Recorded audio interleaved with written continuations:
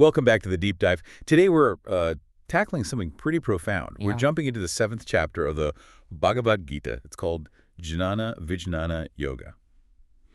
And, it comes with this incredible promise that understanding it might just be everything you ever need to know. I mean, think about that. All knowledge right there. That's quite a statement, isn't it? It absolutely is a really bold claim. And what's key right from the start is understanding what knowledge means here. It's not just about, memorizing facts or theories. The chapter really stresses that this is experiential wisdom, practical understanding. It's about a fundamental shift in how you see things, not just learning concepts. Okay, experiential. So if it's that comprehensive, that life-changing, Yeah. how does the Gita actually, start laying this out? Where does it begin to unpack this fundamental nature of reality and where it all comes from? Well, it kicks off with Krishna explaining the very makeup of the world we experience. He reveals that everything is composed of his apara prakriti, 8 types of it. That translates to his inferior nature. Inferior nature. Okay. What does that include? It's the basic building blocks. You've got earth, water, fire, air, sky, the physical elements, but also, and this is fascinating, the mind, the intellect, and even the ego. So it covers the whole spectrum, from the gross physical to the subtle mental. It's like the blueprint for the material universe. Right, the blueprint, the clay, as you mentioned before we started recording. That makes sense for the material side, but you said inferior nature. That implies there's, well, a superior one, too. Exactly. That's the next crucial step. After laying out the material foundation, Krishna introduces his paraprakriti, his superior nature. And what's that? That's the life principle itself, the individual soul, the conscious self within all living beings, the jivatma.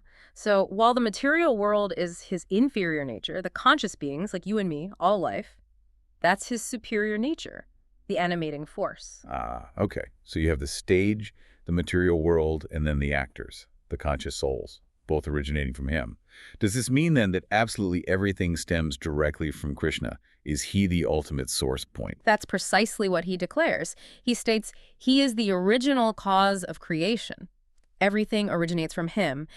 And just as importantly, everything ultimately dissolves back into him. It positions him as, well, not just the creator, but the sustainer and the final destination, the ground of all being, really. Okay, the ultimate source, the fabric of everything. Got Yeah. it. But here's where things get, well, kind of tricky for me, and probably for many listening. If he is everything, and this knowledge is inherent in reality, why is it so hidden? Why aren't we all walking around in this state of perfect understanding? It feels like something's in the way. You've hit on the absolute key point there, and the Gita has a specific concept for something that's in the way. It's called Maya, illusion. Maya. Okay. Heard the term, but what does it really mean in this context? Is it just ignorance? It's more active than just ignorance. Maya is described as God's own power, actually. It's the power that prevents most of us from seeing the true reality. It kind of binds us to the world of appearances, to temporary things, making us think they are the ultimate reality. Okay, so it's like a veil or a powerful force that keeps us focused on the superficial. How does that actually work in our lives? Yeah, veil is a good way to think about it. The text defines it as God's power that binds living beings to worldly attractions. Think about chasing fleeting pleasures, getting deeply attached to possessions, identifying only with our body or thoughts. That's Maya at work. It's this sort of divine magic almost, making the unreal seem compellingly real. Wow, that's a powerful idea. So if this Maya is so strong, this divine magic, how do you get past it? Is there a way through the veil? Yes, absolutely. And the solution offered is very direct. Krishna says that those who seek refuge in him, specifically with Shraddha and Bhakti, can overcome it. Shraddha means true, deep faith, like an unwavering conviction. And Bhakti is genuine, loving devotion. It's a sincere turning towards the divine, this heart connection that starts to lift the veil. So bhakti devotion. It's not just like a side practice. It sounds absolutely central here. It's the key to seeing past the illusion. It's presented as incredibly significant, yes, precisely because it's the pathway through Maya. And Krishna actually details 4 kinds of people who turn to him in devotion. It's quite insightful. Oh, what are the 4 types? Well, first, there are the distressed people suffering and seeking relief. Then, the inquisitive, those genuinely seeking knowledge and understanding about the divine. Third, those seeking wealth or, worldly gain, but seeking it through connection with the divine. And finally, the wise, the jnans, those who already possess knowledge and seek him out of that understanding and love. That covers a lot of ground. Different motivations, different starting points. Exactly. It shows that the path of devotion is open regardless of why you initially turn towards it.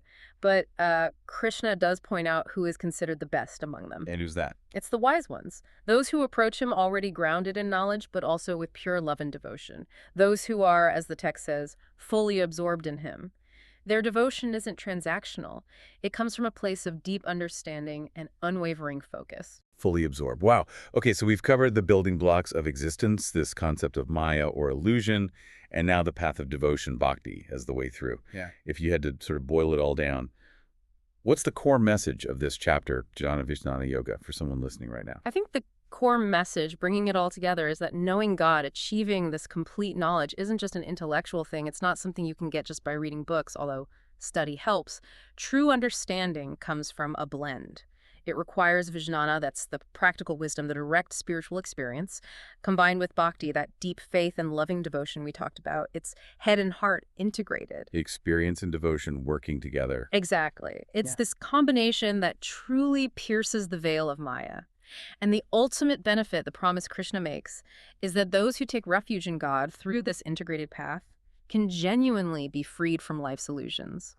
It offers a path to real clarity, liberation, and ultimately true understanding. Freedom from illusion through knowledge and devotion. That's incredibly powerful. This has been a really illuminating deep dive today. Thank you so much for walking us through that. My pleasure. It's profound wisdom, always worth exploring. And thank you, everyone, for joining us as we explored this 7th chapter. Hopefully it sparks some new insights into knowledge, reality, and devotion. Don't forget, the journey through the Gita continues. Next time, we'll pick up right where we left off, diving into the next chapter. Akshara Brahma Yoga, more of Krishna's teachings to Arjuna await. And maybe, just as a final thought to take with you from today, consider this.